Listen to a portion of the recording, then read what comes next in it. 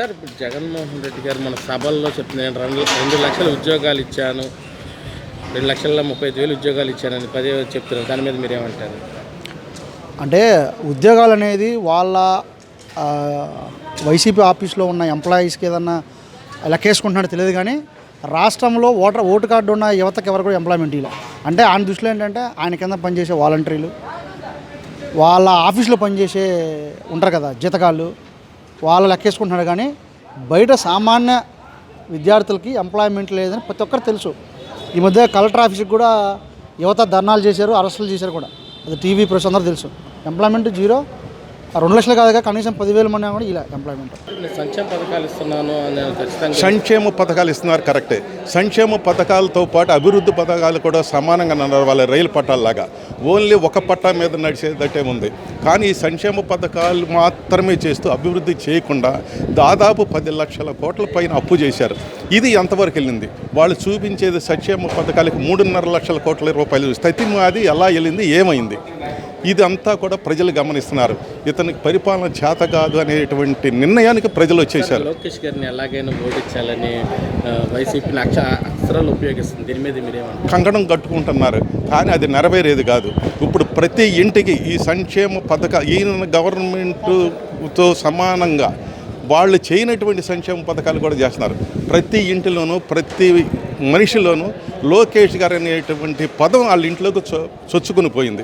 కాబట్టి లోకేష్ గారే గెలవాలనేటువంటిది ప్రజల ఆకాంక్ష. ఎవరికేస్తే అంటే మనకు మంచి చేసే మనిషి కావాలండి. మాకు చంద్రబాబు నాయుడు వస్తేనే మాకు బాగుంటుంది. అన్ని అంటే ఇప్పుడున్న ఎమ్మెల్యే ఏం లేదు, మాకేం సౌకర్యాలు ఏం చేయలేదండి. మాకు మేము అవసరాలు పడుతున్నాం, అద్దెలు కట్టుకోలేక.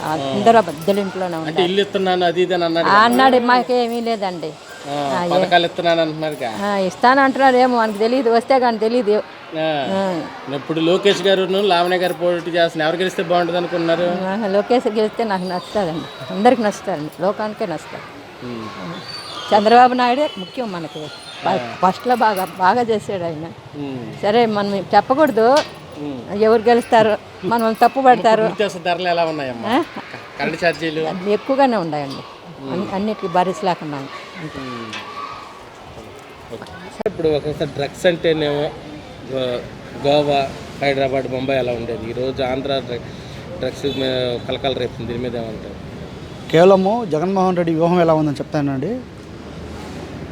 మన దేశంలో యువతే ఎన్నుముగా.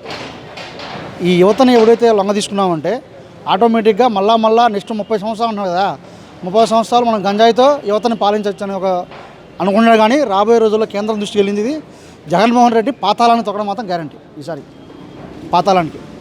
అది మద్యపానం నిషేధం చేసి నేను ఎలక్షన్కి వెళ్తాను అని చెప్పాను. మద్యపానం నిషేధం ఏమైంది? మీరు అందరూ చూస్తున్నారు కదా, మద్యపాన నిషేధం పెట్టకపోగా అవి చీప్ క్వాలిటీలు వాళ్ళ బినామీ పేర్లతో బేవరేజెస్ తీసుకుని వాటిల్లో సప్లై చేసి సెన్సస్ ప్రకారం ఇప్పుడు మన 17 జిల్లాల్లో కూడా దాదాపు 30 లక్షల మంది లివర్ కానీ కిడ్నీస్ జబ్బులు పాలయ్యారు. ఇటువంటి దీనికి అలవాటు పడిన వాళ్ళు మానుకోలేరు కదా. ఈ చీఫ్ బ్రాండ్స్ తగ్గి అనారోగ్య పాలయ్యారు.